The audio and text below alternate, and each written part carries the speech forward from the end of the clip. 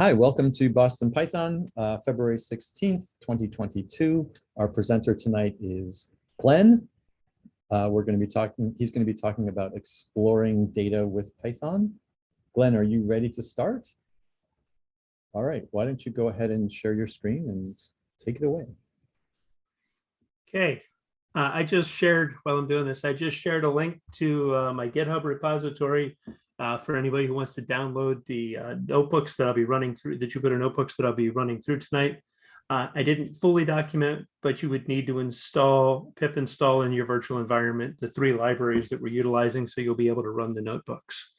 So we'll take a look first. Here, let me get all the way to the top of my thing here. We're going to take a look at exploring data with Python. I guess as a kind of a disclaimer up front, I should first check and make sure. Ned, can you see my screen? Am I zoomed in sufficiently that you can see things? I can see your screen and my old eyes can read the text on the screen. Okay, very good. Okay. I like to find information in data. It's kind of a passion of mine to take a bunch of numbers and a bunch of just data points and try and find something useful in them. To that end, differing from a lot of people in their regular life path, I decided to start pursuing my college degree at the ripe old age of 60. So I recently had statistics, probably something a lot of you guys have had in school at some point in your career path or another. So some of the stuff I'm going to cover here is stuff that I recently covered. It's not stuff that I've known all my life, kind of thing. With that being said, it's my intent to go pretty slow in this process and get whatever questions that people have answered. We may get to your point. We may not go quite as far as you would like me to, but I would rather get a solid foundation laid on what we're looking at rather than moving forward with just a whole lot of information. I'd rather learn firmly what I'm presenting here. The first section, we're going to look at this in 2 sections. We're going to look first at a type of data that they refer to as categorical, which is basically your labels, not your numeric stuff. And then we'll get on to quantitative information, which is more about numbers. I'm going to start with some basic terms when it comes to just collecting data in general. Some of these, a lot of you guys have probably heard before, is population and sample. Because of the amount of data that Python can process really quickly, it's not unheard of to take millions of records and pull it together. But at the end of the day, we can't always get all the information about all the points, and we have to work with a representation of that or a sample of that information or a portion of the data that represents that. We're going to take a look at some categorical information first, and then mainly looking at 3 libraries, NumPy, Pandas, and Matplotlib. NumPy is the presentation that I gave in the study group, and I actually won't talk very much about it at all today. It just happens to be embedded inside of Pandas. We'll talk mainly about Pandas today as we're going down through this.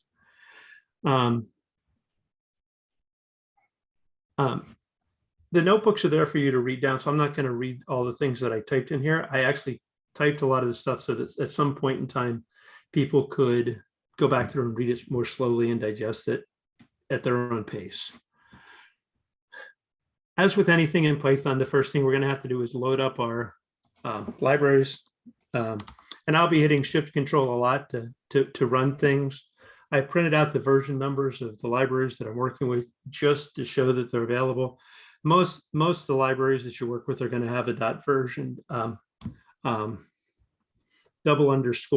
version associated with what version you're dealing with. As we get through here, when we look at sampling and sampling bias, lots of times when they talk about statisticians taking information and kind of pushing it one direction that they like or pushing it another direction that they like to get the results that they want. We think about why we sample, and if we're going to try and stay pure, we want a sample to be as representative of the entire population as possible. I just want you to think about for a second a company that makes paper cups. If somehow or another, all the paper cups come out to be the same size. I'm almost positive that they don't measure every paper cup when they're done to verify that they came out the right size. So in this paper cup production line, there's a lot of data collection points that they're going to read. And they're going to measure some paper cups, and they're going to see what are the data points associated with those paper cups so that they can then monitor those critical points along the way to determine that as long as they're right, then they're going to assume the paper cup right. And that's what sampling is about. Now, in some cases, you don't sample that way. But I spent a lot of time on nuclear submarines. When I was there, when it came to like some of the valves and stuff like that, they measured every valve every time to make sure all the clearances were correct. That's why they were so expensive, because the testing was much more. But I put some links in here that address sampling bias and some long article that'll say a whole lot more about the difference between population sampling and definitions and examples. So they're there if you want to explore this entire concept further. Now we're going to explore some data. And we're going to explore an interesting data set that I got on Amtrak stations. And when I loaded this, I had no expectations, just so you know, of what I was going to find in this data set. I just picked a station because I like to travel by train, and Amtrak stations seemed like something nice to do. So I just picked this one at random. So the first thing we're going to do is take this data set. And the data set is also in the GitHub library, so you'll be able to run these samples in there. First thing we're going to do is we're going to create a Pandas data frame. And we'll talk a little bit more about data frames by reading the comma separated value filing. So I'm just going to run the code to read that in. The R indicates that I'm reading it in. And it's going to pull up this file, and it's going to print the head command. By default returns 5 rows, but I can put any number in there and it'll return that number as the top of it. So I just wanted to load the data, take a peek at what I got so I can kind of figure it out. So I'm looking at this. I've got some kind of short code. I've got, I don't know, addresses, something about a station type. I don't see a lot of things in here that look like counting, really. Very well. I can slide over a little bit. A lot of this NAN or not a number indication that's in here. That's not about grandmothers, that NAN is a grandmother? No? NAN is not about, they got NAN and pop fields. So, no, they have no pop fields.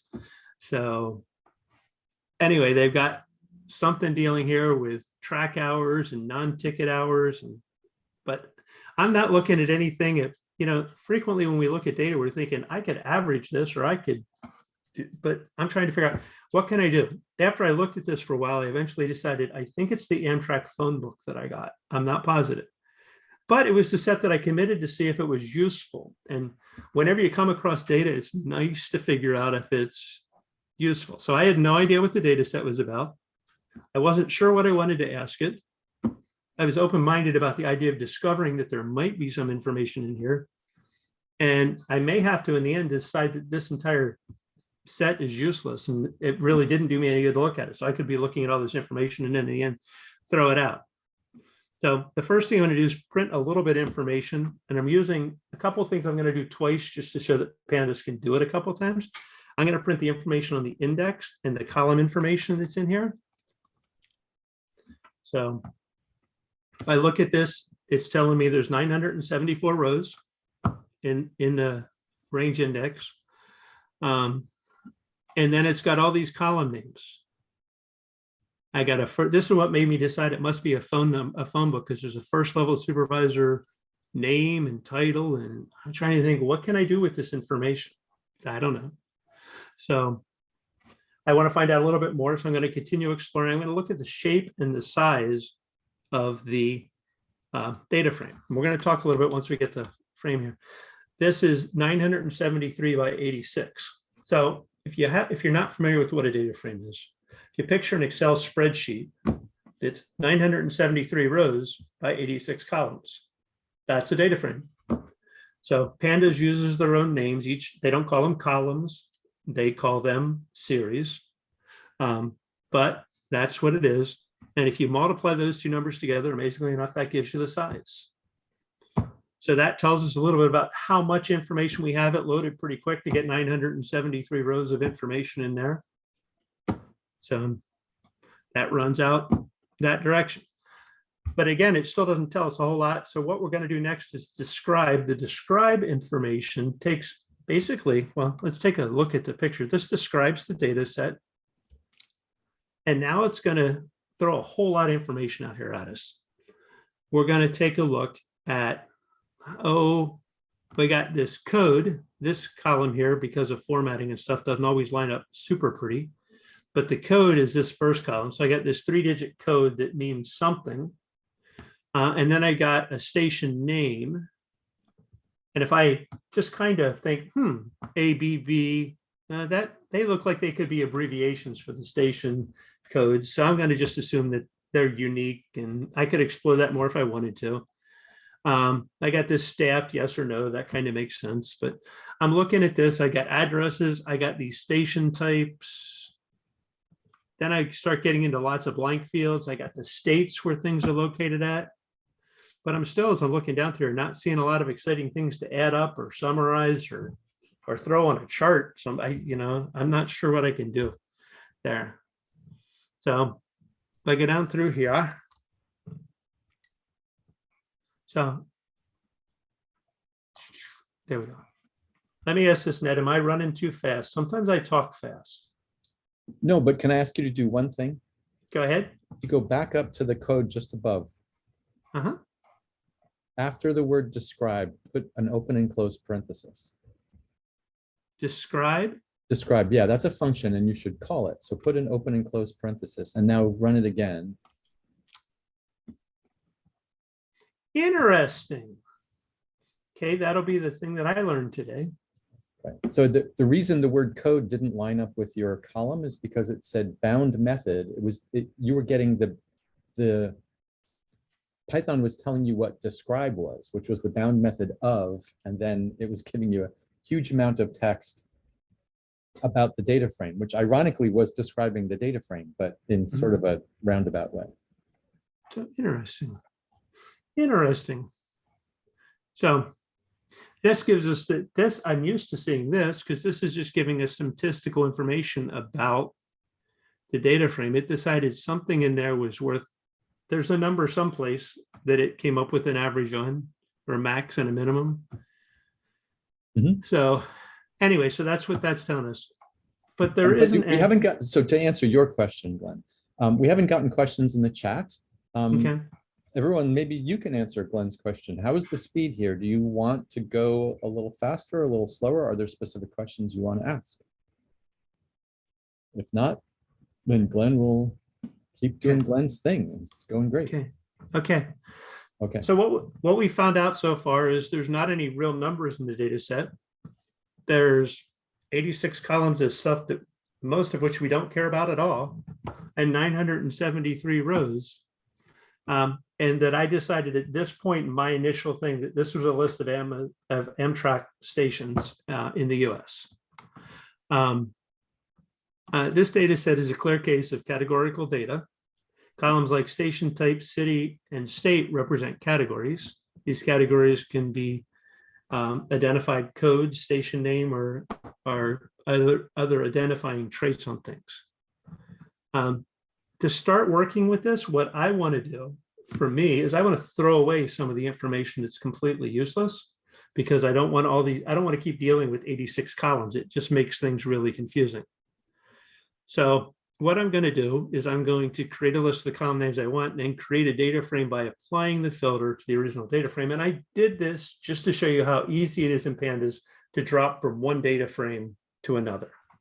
So I said I only care about 5 columns. So I created this filter: code, station name, station type, city, and state. And then I created a data frame and returned another data frame. So thing to keep in mind, most operations that you apply on a data frame in Pandas doesn't destructively change it. It just changes it temporarily. So for the output. So I'm going to run this one here once. It's going to drop to our columns that we have that are down here. We've now dropped to 973 by 5, and we returned the head for this of just the 5 rows, and it gives us a little bit more information. Our data set looks a lot more manageable now to look at it. So now I'm going to try and find something useful out of this information here. Like maybe how many different types of something there are there types that are not important, stations that are closed? Does any station type column have overloaded information? Earlier on, you noticed the parking had like a Monday, a Sunday. If I scroll back up here by overloaded, let me show you what I mean by that. This value right over here, where they put in these columns the dates and time all in one column. So they kind of overloaded the information. If I wanted to find out what the meet and assist hours were, I would have to decompose what's inside of one particular data frame element there. So most of them, and none of the ones that we're working with are overloaded. So we're pretty clean there. So the first thing we're going to do is get a count of some values and some more general. This is kind of more just exploring about what we really have. So if we now look at this, we're now looking at, they have stations with buildings and waiting rooms, got 439 of those, and curbside bus stops, there's 292. So we got all these different situations here where we're returning things. And what I want to point out here is we're returning a Pandas series by using the values count method. It's outputting that in a format that this is all basically in one column. So it's kind of like text and combined. So, oh, I spelled object wrong. It's easier if we return another data frame. So I'm going to take and return the same information inside a data frame. So here you'll notice it's added index rows over on the right-hand side. It's got the same counts, but now I've got a couple columns and this actually has its own shape. So now I've summarized that entire big data set that I had down into basically 5 rows and 3 columns, or 2 columns and an index to be accurate. So now I have something that could actually be useful. I could now put this on a bar chart and say, hey, curbside bus stops. I could make a little bar chart of what types of stations does Amtrak have? And there's 5 stations in a bar chart. I could put in a newspaper article. So that's an option there. And I'm going to talk a little bit about what some of these parameters mean here in just a second. The item that I want to talk about first is the group by. With that, when I put in group by here, I could then put in a single field name. I could have put in, and you'll see in a second, multiple columns. I will do that in a second, but I could have put in multiple columns. I could have created a filter in advance, but it's taking a list as a group by criteria. And by returning the size, what that does is it gets, when it groups on that column, it counts the number of rows that apply to that grouping. So it's going to group, in this case, it would group everything by state and then return the number of records that match that size. So if I do that, and I'll run that through here, that's going to give me a list of all the different states. That's the index. That becomes the index is the states, because I didn't specify an index, and it counts the number of train stations in each state. Now, if I want to take and say, you know what, I'd rather want it to look like a Pandas data frame that had a regular index. I don't want to use the states as an index. I can use this reset index, and I'm now assigning a name to the column, this column, because right now it would be hard for me to reach this. This column is kind of unnamed, but I can now return a data frame that is 50 rows long and grouped by state and is the count of train stations in each state. Now I'm starting to get something again that I find a little bit more interesting. Number of train stations in each state. If you guys recall recently, they just were passing some funding bill around spending money on Amtrak. If I were going to say, hey, does it seem like they distributed things fairly? I could compare how much money did each state get compared to the number of train stations they have and tell me whether or not they're at least in the ballpark. I would expect that California would get more money than Alabama for train stations. So, or at least in the train station maintenance section. We're going to take a look with multi-column grouping though, because I'm a little bit more curious. That's a little bit more curious than that. And we're going to pull back here. For anybody, I just want to comment on this because I didn't realize this when I first started with Jupyter Notebooks. I keep using print statements. Whenever you run these frames in Jupyter Notebook, it's going to only output one thing. It'll output the last command that's going in there. But by using the print statement, I'm able to get multiple sets of results coming out of the Jupyter Notebook. Anyway, sorry, I digress. I'm going to look here at 2 columns, and I decided since I'm going to have 2 columns, I would rather put it into a variable. So I'm going to then run my list in there, and now I've separated this up by the station type, and I got 137 rows, which would be about what I would expect. Not every state has different types of stations. Some have more, some have less. So this breaks us down into 137 rows, and I can now look at station types. And if I wanted to start pulling out maybe roofing budgets, I could look at what states have shelters that actually have, platforms that have shelters, and figure they're going to get more money for roofing than, I don't know, stations that don't have shelters and don't have roofs. So that gives me just some information to pull together. And again, I picked a data set here at random, and I was just trying to find anything useful that I might be able to find in this information since I had it. But that's kind of how to explore the data set. So what we did initially here was find a data set, and then we got some descriptions about the data. Then we manipulated it around. We're going to go to visualizations in a second, but I want to see if there's any questions or if anybody has any idea about maybe why I was pushing it around like this or anything along those lines. So I'm going to take a breath and see if there's questions out there. All right, there is one.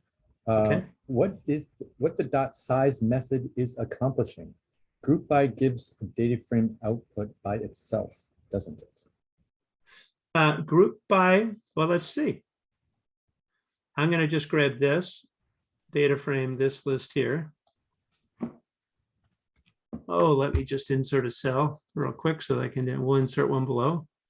And let's see what happens. I think the question is, what will you get if you don't use dot size? That's what we're going to find out. Oh, I see. Okay, you copied it. Got it. I was a little eager in my copying. All right. It explains what the object is. It doesn't. It's a data frame group by object. Yep, it's a data frame group by object. When I add the size, it counts the rows on each of the criteria. It doesn't count. It doesn't know what I want to count. It doesn't want to know what I want to. There's a couple different things I can do with group by. I'm using size to get the row. It would be like getting a row count, or in SQL, you would use a count command, count the column, but size is the command that you got to use to get a row count when you group. Right. So this is like in SQL, you would use a column, comma, count of star, and the first column is what you group by, and then the second column is the data you're going to get for each of those groups, and data frame needs the same kind of thing. That makes sense. Correct. And if you follow that logic, this reset index name equals count would be like adding the as statement after the count star. Would be like adding the name to the count column as you're returning it, making it a little bit more easy if you're going to then use it inside of something else. Does that answer the question Yep. Okay. Great. And Edward is realizing that what you're doing here is he says reverse engineering the data set. You had titled it as exploring the data set without any information ahead of time about what data you're getting. Right. And in our field, we get that a lot. Yep. and even when somebody says this is what this is about, it doesn't always prove to be that's what it's really about. True. So let's take a look at visualizations. Now, wait, sorry, Glenn, before we move on, someone just suggested that if you do a list of the group by thing, it will show you something. So wrap a list parens around that whole thing, and let's see what it shows us. Like this? Yeah, and then, yeah, exactly. Okay, let's see what that does. Whoa. Oh, That is. that's a lot. That's a lot. That's the whole thing. That actually listed out that's the 137 rows. That's what we're looking at. So, Right. so Another way to see what's going on. All right. yeah. So interesting. Yep. Okay, let me scroll down here and go. We're going to jump over to visualizations because I like numbers. Most people prefer pictures. So we're going to take a look a little bit about pictures. Again, I have a couple detailed articles. If you want to dig into this further than what I'm going to get tonight, there's a couple different plotting with pandas and some stuff on visualizations that it's worth reading, but it's much more than what I can cover here tonight. We're just going to take a look at the simplest thing out there. We're going to plot, why I have it twice, I don't know. We're going to just use the plot command inside of Pandas data frame. There we go. There's our exciting graph. It is absolutely unreadable. It's that, but it's just that simple to create a graph. If I didn't have too many columns and stuff like that, I could do that. But if I really wanted just a general picture, all I have to do is type dot plot and then type the kind of graph I want. So, but we're going to clean this up a little bit because I don't find that to be a useful bit of information there. Although earlier on, we saw California had a pretty high number. I'm going to guess that California is this list here, but who knows? So we're going to add titles and we're going to resize it. Glenn, is that a histogram? We have a question. That's a histogram? No, this is a bar chart. Bar chart. This is just a simple bar chart like you would have. It's similar to a histogram. Histogram, and we're going to talk about them in quantitative data because they're categorizing stuff in groups in a histogram. A bar chart is like, I have 10 apples. I have 15 pears. I've got, this and that. So I've got, this is the number of stations in each state. So histogram uses buckets, and we'll talk about histograms in the next section. All right. But if I wanted to do a histogram, all I have to do is type in histogram there, and it would give me a histogram. We'll get to that though. Let's clean this up a little bit. What I'm going to do here real quickly is I'm going to use the same plot, but I'm going to add and assign the X and Y axis specific data frame columns. I'm going to put a title on it, and I'm going to change the size of the figure. So I will do that. And now I have Amtrak stations by state. I've got the state numbers here and at least some counts. I've got a lot of information. One of the things that I found most interesting, and I don't know what this is, can somebody please tell me what state starts with QC? I have no idea. I have no idea. I noticed earlier that you had Quebec. a state called, yeah, you had a Canada, state called Quebec. BC, which is British Columbia. So QC is Quebec. Okay, yeah, that's British Columbia. So Amtrak goes out of the country a little bit, which explains why we still got to 50 states, because I'm pretty sure there's not Hawaii or Alaska on this list. It looks like there's not Hawaii or Alaska. That's right. So, but anyway, so this gives another graph, and I could have added some other indexes and other items that are on here.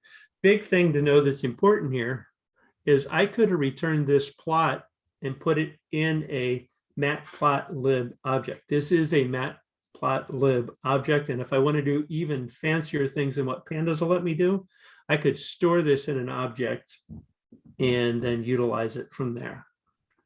So I'm not going to get into how to do that tonight. Just that's a nice thing to keep in mind that this is by default a matplotlib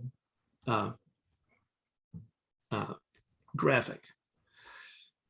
My opinion, things that I've learned, this visualization is absolutely too busy to present anything useful to anybody that I was trying to prove anything to or something else like that. These little lines down here for DC don't really make any referential sense all the way up here too. the number of items that we have there. So we should be looking at combining data, or maybe looking at smaller snapshots to present it to somebody in a more useful fashion. So what we're going to do is we're going to combine states with more than 25 stations. You know, we could combine 15 to 24. We could pull those states together into groups and say how many people are in this group or this group or this group, and decide what portions of that budget we talked about earlier should be appropriated based on stations. So we could do that. Working with subgroups, not a horrible idea. It's similar, but not exactly the same as sampling. But it is sometimes what to do when you have a large and very diverse data set, is just look at a portion of it at a time. So we're going to take a look here at returning just the records for over 25 stations in the state. So to filter a Pandas data frame, all I have to do is put the column name in here and then put a greater than sign in. And this gives me all these trues and falses. Well, that wasn't very useful whatsoever. So that gives me the index as to whether or not each of the rows are going to really be useful there. We're going to actually feed this information into this .loc function, which then indicates to return the entire row for the true index values. And then we'll just print the head of that record. So that's going to give us a much shorter set. We can see it skipped over all the A's because they had short stations, but California came up on the top of our list. So we only got the stations that are above 25. So if I want to now make my plot again, with just the smaller data set, I'm now looking at a data set that shows a little bit more perspective on these are the states in the country that have more than 25 stations. So that budget that was broken down by Congress that went through on Amtrak station funding, I would expect to see these states would be in that grouping of getting more money. You know, that's Maryland. This all makes kind of sense to me. California seems like it would have a lot. New York, a lot of trains go through there. From what I know about trains, these are places that there's a lot of trains. So Massachusetts didn't make the list being in the top. So what good is all this? So we now know all this. So what good is all this stuff? We get a count of the stations, we save the totals, we can then divide. We're going to come up with a probability distribution. Everybody likes the buzzword of machine learning. In machine learning, we're just teaching the computer how to make the best guess about what's going on. And how do we do that? We figure out what's the probability of something happening. Now, if I were to ask a general question today and said, I'm going to randomly reach in a bag and pick out one train station to go inspect, what state's that most likely to be in? Should be California. It would be right at the top of our list. There's all kinds of train stations in California. But I don't know why I would ask that question. But if I did ask that type of question, that would be what I would come up with there. So I'm going to take and actually adjust these numbers that I have here for these counts of 200 or 25 into probabilities. So what I'm going to do is I'm going to add a column to the data frame that contains the percentage likelihood of something showing up. And I'm going to do that by first calculating the total for this entire top station data frame. And then I'm going to divide the count of each of the items by the total number of items that are in this top 25. So it gives me a percentage category. So I'm just going to do that, and it'll add a column into the data frame. Didn't print anything out, but I'm going to now plot this new data frame, or same data frame, with the extra column, but I'm now returning not a number, but a percentage. So if I'm pulling from these top states, I've got about a 37% chance of now pulling somebody from California to do an inspection. So I've turned what was a phone directory, I think in the beginning, by looking at the information, consolidating, grouping some stuff up, pushing it around a little bit into something that I could at least make some kind of a guess about where maybe my next inspection is on my states with the more than 25 stations, who's going to get inspected for the next inspection and where the inspector is going to end up going to. So that really is all of this, and if I go back to looking at this, I could have broken this down a couple different ways.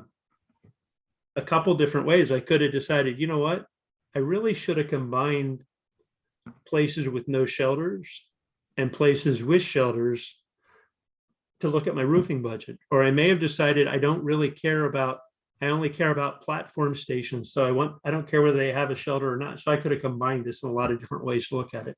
The important part is that I'm just trying to explore and get information out of data once I understand it a little bit better. I have a link here that takes you into some other commands that will work with categorical data on another level. And at some other point in the future, we may take a look at some of those, but I wanted to do it manually rather than using the automated processes first. But if you want the quick and easy ways to do it, you can take a look at those. It talks about how to use dummy variables. Sometimes if I'm going to use this further, I have to actually turn each of these values into columns that are binary with ones and zeros. And there's some other ways to process categorical information for further analysis. If you think you want to try train stations and average time that people wait in the lobby or around the station or something like that, so you could sell advertising space, who knows? That's categorical data. I'm going to take a breath, get a drink of water, see what questions we have, and then we're going to move on to quantitative data. So what do we got? Questions. Who thought that the QC code was quality control? It was a fake state that was injected into the data by MTrack. Emily did? Okay. Could have been. Yeah, I didn't notice the BC. It was interesting though, because when Glenn made the list by state, there were exactly 50 rows. So you could easily think, oh, one for every state, sure. But it's a coincidence. I did. That's what I assumed. Yeah, that's what I thought first. And then I saw the BC in there. It didn't occur to me that Hawaii has no trains, but okay. I mean, Hawaii has interstate highways somehow. So why they could have trains. I don't know. I guess, I mean, they run. Sorry, was that a question from Jeremy? You're welcome to speak your question as well as type it. Jeremy mentioned this earlier. You were asking who was confused by that. So I see. They do actually have a train, I think, that runs from England under the English Channel to France. So I guess someday we might have a train that runs to that. But having spent my share of time under the ocean, that's not an easy thing to do. I am derailing everyone, so to speak, with jokes about Quebec and such. Are there actual questions about what Glenn has shown us with categorical data? Dan asks, is there a way to run group by and get more results than count, like count, mean, etc., in the resulting data frames? So I guess the question is more than one sort of result column for a single group by. Well, and here would be the thing with that, dealing with categorical data, there isn't any mean or average on categorical data. We're going to take a look at group by and values that can get count and mean and some stuff like that in a second when we get into quantitative information. So yes, there is, just not when you don't have numbers. So, everybody ready to move on to quantitative data? Seems like yes. Here we go. Okay, we're going to look at quantitative data, which is numbers, things you can add, subtract. Don't confuse zip codes just because they look like numbers with quantitative data, because the average zip code doesn't get anything anywhere. We're looking at the same libraries. Now, notice we went all the way through there. I said we're going to look at 3 libraries. I've only talked about one. I did mention matplotlib once. I have a different presentation on NumPy that talks about NumPy arrays, but we're not going to ever get to them today, because although Pandas wraps up NumPy, you don't have to use it directly to get the stuff that we're getting today. So new library. So we're going to start by initializing everything. And we're going to load a data set. This time we're getting out of the air. We're getting out of the train stations, and we're going to get on an airplane. And it's funny, when I went through this with Emily, the first thing she said is, am I really going to try and load this data set? Because you remember the last data set that I loaded was 900 and some odd rows that were in it. Now, you ready? Hold your breath. We're going to load a small data set here. Okay, so we got our data set loaded. Okay, so that's what we got. It loaded pretty quick. So we can again look around. We got numbers this time. Kind of weird looking numbers. For example, I got departure time here. It's at 517.0. I got 533.0. I've got, so I don't understand some of these numbers as to why they're decimals in that.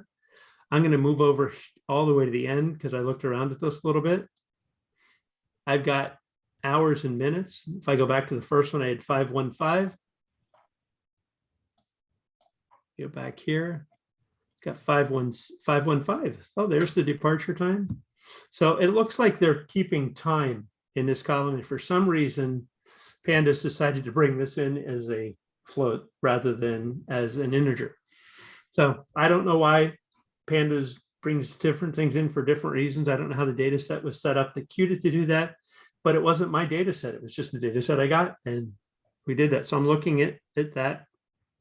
But I have determined that 8:15 p.m. is not stored as 8:15. I wrote that down there, and that's wrong.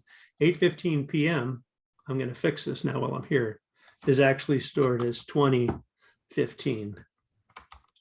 So they work on a 24-hour clock as they go down through this. So we're going to take a look at the data types that are associated with this. Before, it wasn't really interesting because there weren't a lot of data types, but here we're going to take a look at our data types. So we use the D type thing off of the data frame that we created. And we'll see we got some floats that are in here. I don't want floats in my numbers that I'm dealing with. This is time is not a float. This is minutes and hours. We're going to do a type conversion. We're only going to use one of the 10 tricks that are listed in this type conversions of data types in Pandas. But what we're going to do is we're going to convert these floats into ints. So info method here returns this range index thing. And it's funny because as I was working through here, I kept seeing this range index and then I was ignoring it. And then I realized I didn't actually know what it meant to be a range index. It's like, what does that mean? That's actually the index that makes this iterable. That's what Pandas is going to use as it iterates through this. That's what that item does. But we can see this records that loaded. We loaded 336,000 records in that brief amount of time. So we weren't playing with the data. We're not playing with a little data set here. This isn't the hugest data set in the world, but this isn't a small data set. So we now have this information. We got some nulls and not nulls. And this list here, like the departure time, I've got, oh, this might be a clue as to why it came up and turned them into floats. This int 64 can't be null. And you see these other columns here that are float 64s aren't completely populated. So that's a common trait with each one of these. If the number is not the total number of rows, that converted it to a float to import it. So that's what happened. But I don't want a float. So now I got to fix it. So I'm going to convert this. And I'm going to convert it. And you'll see I used a capital I here rather than a small I. It's still going to make it an integer, but it's not the same thing. But it's at least an integer. So in doing this, what I've done is I've converted to the NaN that we talked about, the NaN is a NumPy's thing. The capital int allows Pandas to mark a column NA that has no data in it, and it's not the same as the underlying N item, but it'll still work on integer math. So we've now converted these things. If we look at this, let me pull this out of here.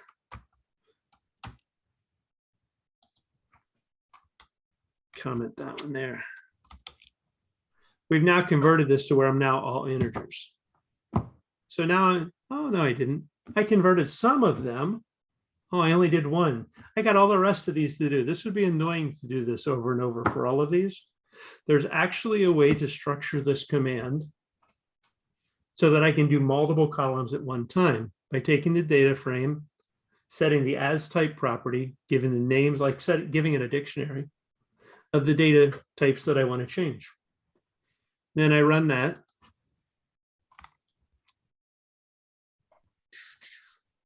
And then I'll rerun this to the info. And now I've got all integers where I want them. There's a couple of things that I didn't change to integers because they're not really integers. The carrier name and the tail number and the origins. And I'm not going to mess with those right now. Otherwise, I would have converted them to strings. But we did enough with categorical data. We're just going to focus on the numbers this time. We're going to now look at, now that we've converted these types and I'm comfortable with not having to deal with floats, we're going to take a look at the data set. And we're going to do a couple of things here all together that we did before. We're going to look at the shape again and the size. We're going to look at the indexes and the columns, and then we're going to describe it. And just so that I don't get in trouble with Ned, I'm going to put in my parentheses there right off the bat. So this is going to return us some information. Now we're looking at the shape of this data set, 336,000 by 19. Total size, that's a lot of elements. We've got our index ranges. If we look at all the columns that are in this, that are in the index object, they're all listed here. And then we've got, some information about this. It calculated, the average year is 2013. Now, you wouldn't normally average a year, but I didn't know what year this data set was about. So I'm looking at the mean, the minimum, the max. Anybody want to bet on whether this is 2013 data? Now there's a lot of different months. So it looks like, look, I'm looking at months 1 through 12. So I can learn from that. They're talking about the months. It looks like they broke them all down into months. And 1 to 31. Looks like they used all the days of the year. So that makes sense. My departure times, they rather interesting to average. Now, the problem we have with the times as we look at this, and remember back there, it was in as 8:15, 8:59. There is no 8:60. That becomes 9. So we actually skip 40 numbers. So we have to be careful about what we do with the numbers because they're not going to add together in normal fashions. But anyway, that gives us just an idea, just an overview of things that are there. If we wanted to look, there's an departure delays. The minimum departure delay is negative 43 minutes. So according to these records, some planes are leaving 43 minutes early, and the largest delay was 1,000 or 1,300 minutes. I don't even know, is that more than a day? That's a long time. So although the arrival delays can be much worse. It's more than 21 hours. Yeah, so that's a long time to be waiting for a departure on the plane, but we've seen, they're the ones that make the news. This guy didn't make the news that left 43 minutes early. The ones that left late are the ones that come in with that. But we're going to now take a look at these individually, and I'm going to look at the mean, which is the same as the average. It's just a mathy way of saying average. So add everything up, divide it by the number of items, and that'll give us this number. So the mean delay on our planes altogether is 6.895, all those numbers, minutes. That's a lot of decimals. I don't want to deal with that anymore. That's way too much information. So I'm going to reset a pandas option displaying the float format. That actually sets it back to normal or to the defaults. This one takes it here and will now reset my options so that if I went back up here, reran this statement. Why did that not work?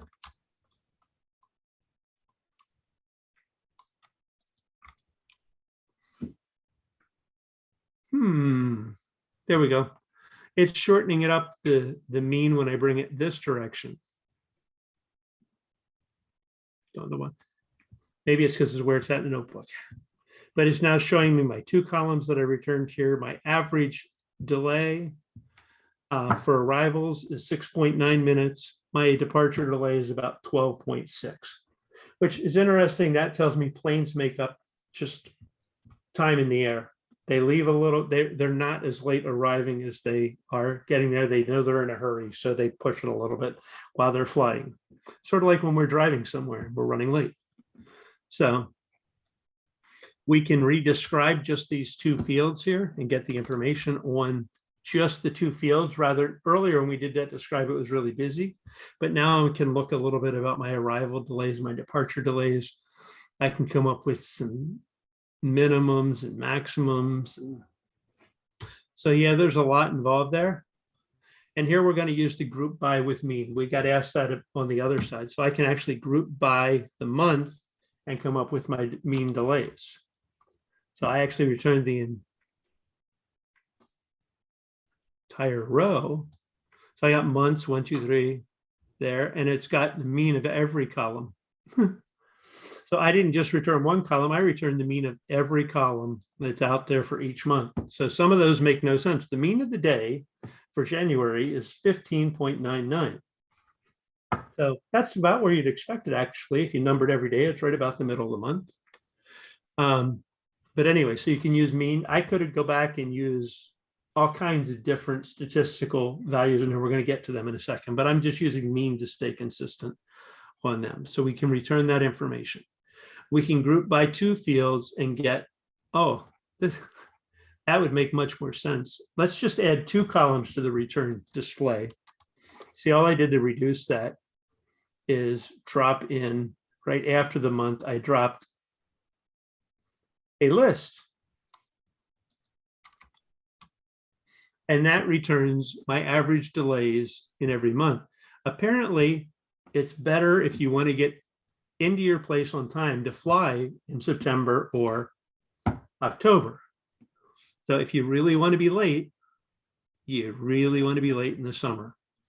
So, and that's more people on vacation. Airports are busier than that. Kind of makes sense to me as to why that would work. And that's as you're exploring data, you should be looking at it and saying, does that make sense to me? Because if it doesn't, if we suddenly had all these major delays that were in May, think, what in the world's going on in May that's got everybody delaying? So you might want to look at what the cause was, because that wouldn't be a normal month that I would expect to delay in flights. So we can look at this a little bit closer. I can now specify 2 fields, 2 columns, and return this way. I want to point out something about how this group by returned. You'll see I have a 1 here for the month, and then the carrier abbreviations, and then my delays. But I only have 1 here reported once, and that's because I'm back to playing with the series because I didn't return this as an object.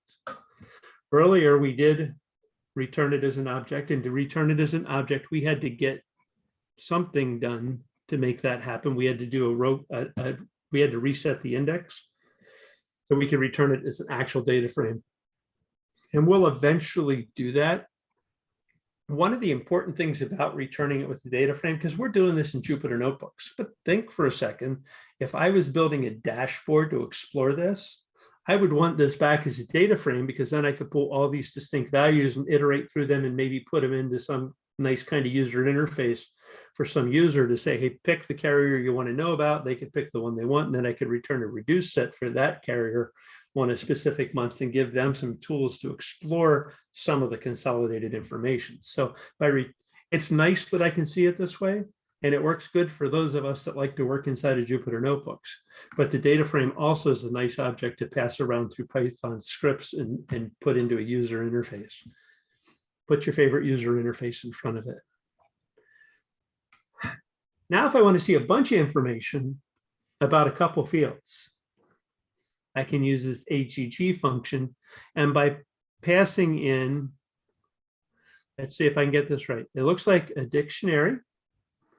And I've got a key with a list and a key with a list of the stats that I want. And that's giving me a key with a list and figuring out all those values of these are valid commands going to Python to call, or going through Pandas to call out all of these different items.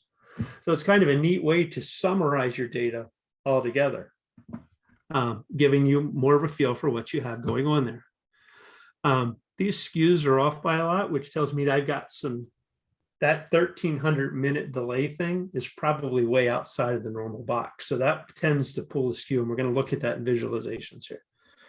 So I changed my grouping here to put them in by carrier rather than month. It seemed much more interesting or no, I did them by origin. What airport are you flying out of? Where are you going to be late? So I grouped them here by airport and then carrier. what do we got? EWR. Does anybody know where EWR is from? I don't know where EWR is. JFK is New York. LGA is New York. I'm going to guess that's another New York based. It's LaGuardia. LaGuardia. Yeah, I'm going to guess that's another New York base because they're all in the same data set. But I would have to Google it to find out what it is. It's not super relevant. I was just kind of curious. Here we go. We're going to reset this index now. I didn't give it a name this time because all the columns had names, so I don't have to redo that. But by resetting this, doing this entire thing here. EWR is Newark, I'm told in the chat. Thank you very much. That would make sense. That would be the other airport in New York. Yep. So I've now put this into this new data frame. So I can quit messing around with having to add all this criteria. I've created a data frame on the fly. I'm going to describe this new data frame, and it's the statistical information about my data set, and it's stored in a data frame. So if I wanted to then present this somehow or another, I can just return this through a script and I can work with it. So now we're going to look at histograms. I'm going to take a breath for a second here, see if anybody has any questions on how I got information together. We're going to do some visualizations here in a second. Right. We'll take questions either about quantitative data or airport codes. Or airport codes. Yeah, there we go. I'm never serious. Don't listen. Yeah, I try not to be either. So what's Boston's airport? Logan? Isn't it BLS? BLS. BLS. Okay. Go figure. Okay. Any questions out there? City. Okay, well, you're still fishing for a question. I'm going to require. Yeah, you drink water. I used to have to fly from Boston to Savannah, Georgia, where my son was in college, and Boston was BOS and Savannah was SAV. It was the easiest thing ever. Okay. I get to fly out of Boston when I go to PyCon. Yep. So, okay, we're going to take a look at a histogram. Let's talk a little bit about what a histogram is. Histogram takes this quantitative data and puts it in buckets. It's going to separate them in groups, and the height of the bar is going to be based on the number of items that are in a group. For a histogram to really be accurate, it should be evenly divided groups so that you have, you're dividing stuff up into an even number of groups. And in this case, Pandas refers to these groups as bins. I'm actually going to divide into, we'll divide by 10 first. Let's see. I'm only going to look at one of these for a second, and then we'll come back and look at it. I want to play a little bit with what this bin number does for us and show you guys. So when I divide this into 10 bins, I get these wide numbers that are like 0 to this. And I see this trend that says I got more information to the left than all the way over. It's going all the way out to 1200, because if I zoomed in here, there's some stuff in this 1200 bin out here. I got 10 of these bins. But this isn't super useful to me because it doesn't tell me anything more than the fact that most planes leave on time or pretty close. But if I break this up a little bit, and I make it 100 bins rather than just 10, I'm going to get much narrower groupings. But now I'm going to start seeing that it's doing what I would expect. Not a lot of planes leave super early. Most of them leave on time. You see a bunch leave on time, and then the number that start leaving late decreases. This would be left skewed information and is indicative of what they refer to as outlying data, which is information out in this range that are probably extremely unique. Once you get past about 200 here, you're probably looking at a lot of exceptions to normal happenings. Planes that break and they don't decide to cancel the flight for some reason and things like that. If I run at the same time, I can do 2 plots on one grid by just specifying, or I can do 2 plots on one visualization. And as you would expect, arrival and departures delays have a similar shape. That makes sense to me. Things leave late, they're going to get in late. So there's not many planes that get delayed while flying. So I want to point out this figure size here. I can change The 10 is the width, the 6 is the height. If I wanted to shorten up this, I can change the number. You'll see I changed the numbers a little bit to do some things with that.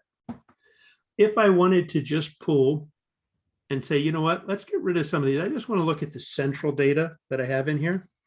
And through my exploring, I figured out where these central points were at. And I'm going to ignore some of the upper and lower numbers that are way far outside. I like this because it shows some of the power of a data frame. I can look here where I'm saying I'm looking where flight delays are greater than -17 minutes. So anybody that left more than 17 minutes early, we're going to ignore. And anybody that left more than 14 minutes late, we're going to ignore. And we're going to return just those rows. And I'm changing for my departure delays, my times, because of what I found. There's a number that they call quarters. I had the 25 percentile, the 75 percentile, and I'm just grabbing the numbers between those 2 points.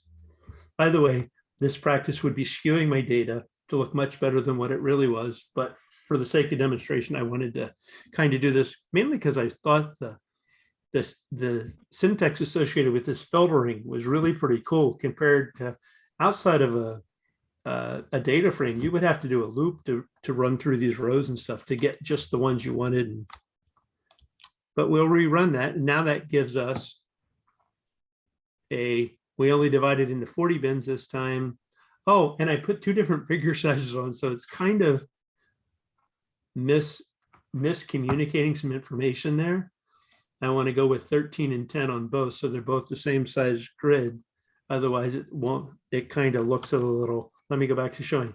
That's it looking a little bit wonky. So if I'm doing 2 things on the same site, on the same grid, I really want to be honest with my people and make them both in the same scale.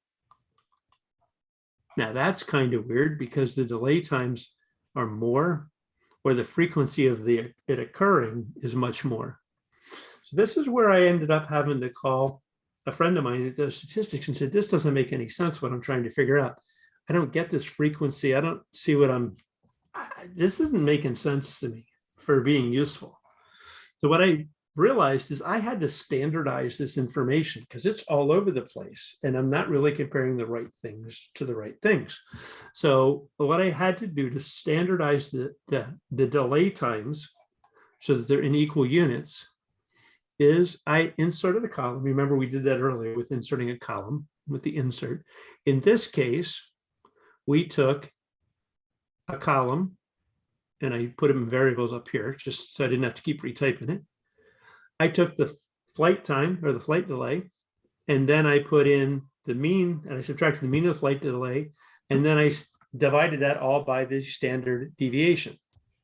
Notice I have parentheses to make sure that I'm getting that one number. What this does is figures out how far off of the standard number these numbers all are, and it adjusts it accordingly. So I'm going to run this to make this adjustment of standardizing data. This is a pretty standard trait. And we're seeing the shape of this graph didn't change much. Oops, let me replot this here. The shape didn't change much, but my numbers changed down across the bottom of my grid. They're no longer up in those areas. So, but it's telling me again, I've got left skewed data, which has got its own problems associated with it. Just says I've got more information that is on my left-hand side. And I did go back to using the full flight data. I didn't use the smaller set. So I'm going to take a look and put this now on. Notice I use the plot.hist here rather than setting plot and then the histogram in parentheses. It's slightly different syntax to use a histogram. Then I did a scatter plot of this information that comes on here, and I plotted the original stuff that I had. I scheduled departure time and then departure delay. So this actually takes a look when I'm using the information. If your plane leaves at 5 o'clock in the morning, it's less likely to be late than if it leaves at 6 o'clock at night or at the morning hours. So you can see this is the density of when things are late. There's outliers that are up here, but this tells me the best time to fly is about 5 in the morning, or those late night flights, the airports aren't quite as busy. Your plane's more likely to be on time. But I'd rather take a look at my standardized information to see what that does with me when I pull this back out. Once I standardize the information, it starts pulling things together to where I get an average, the arrival time and my arrival standard delay. It starts to pull it all together. What this actually does is create a model that when I put it together, I can say I've got a particular time, and it'll give me back a probability on the percentage on the likelihood of my plane being on time at that time frame. So that works. I got one more chart, and I'm going to let everybody escape from here. I think I got one more. Yep, last one. This is a bar and whiskers plot, and we create it pretty simple. It's got the average standard delay. I'm working with that standardized data. I put a title on it, and I put this together. And this is why this data set is really hard to work with, because the majority of information is in this little box down here. So most flights are on time, but the outliers, these are all the ones that are outside, anything above the 75 percentile. These are abnormal situations. So I think the data would need cleaned up a little bit more before I could do real predictions with it. I would have to figure out what was, I would have to look for a second effect that was causing these planes to delay. It could have been weather, could have been something else that was playing in there. But that gives me a kind of a picture of what this data set looks like. So then I can start using that information to perform estimates. And that is pretty much what you need to do to set up before you can move into regression analysis, which is a completely different topic and not going to be covered tonight. What do I got for questions, Ned? I'm done talking. A number of people picked up on whiskey versus whisker. It was late. Whatever, that's fine. We're not I-S-K-E-R. How do you whisker? whisker, and you need an H after the W. Okay. But that's fine. We didn't bring you here for spelling. We brought you here for data frames and stuff. I made sure that they paid attention all the way to the end with that. That's right. You put that there as a test to make sure people remember. Good job. I'm glad everybody was still with us. Yeah, it's good. A number of people are thanking you in the chat. This is a good time for questions. They can be even open-ended, not open-ended exactly, but not directly related to just what Glenn just said. If there are other questions about data exploration, we can handle a few of those.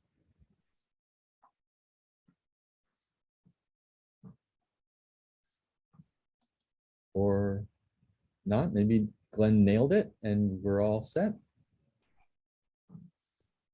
If somebody wants to correct my spelling, I'm accepting pull requests on the GitHub. They can correct my spelling for me. I would be appreciated. So we do have a question. Do you think if you plot the standardized data without the outliers, will you get a normally distributed histogram? I would think it would be closer, but it would be biased because I cheated by not using all the data. So getting the histogram as it is shows what's really going on. What I need to do is figure out what's the other condition that's causing all the outliers so that I can naturally exclude them. For example, I would suppose some of those delays are caused by weather. So I could say days when there was ice on the runways, I don't want to count that information. I'm going to just drop those days out. But that data set doesn't have that information, right? That data set, no, I would have to connect it to a weather data set, which I would then connect with, I could connect by date. So, and data frames are easy to combine. So, and that's what you have to do sometimes is extend the information that you get because it's not quite, if you go back to the Amtrak thing that I did, that's not really useful information all by itself. I got to connect it to something else to make it useful.